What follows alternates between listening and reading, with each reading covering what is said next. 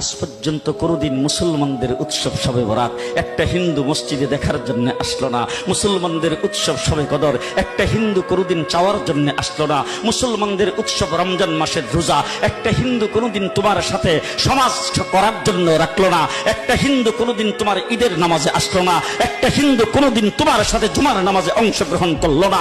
তোমাকে দেখার জন্য পর্যন্ত আসলো না। তার কারণ হলো হিন্দুরা মনে করে এটা মুসলমানের উৎসব, আর তুমি মুসলমান হইয়া হিন্দুর দুর্গা পূজায় কিভাবে গেলা? তোমার কি হয়ে গেল? তোমার কি লজ্জা শরম তুমি ধুয়ে ফেলে দিয়েছো? তোমার কি কোনো লজ্জা শরম নাই? লজ্জা শরম নাই? আবার কি সুন্দর বলতেছ, ধর্ম যার যার উৎসব সবাই। হাই হাই হাই, ও মুসলমান যুবকেরা ভালো করে শোনো, ধর্ম যার যার উৎসব সবার, তাইলে বিয়া যার যার বউ তো সবার। জি, বিয়ে যার যার বউ সবার, পুষ্কুনি যার যার মাস সবার, গাছ যার যার ফল সবার, ক্ষেত যার যার ফসল সবার, দোকান যার যার মাল সবার। এখন ঘুমাইছে কি কথা বলেন না কেন?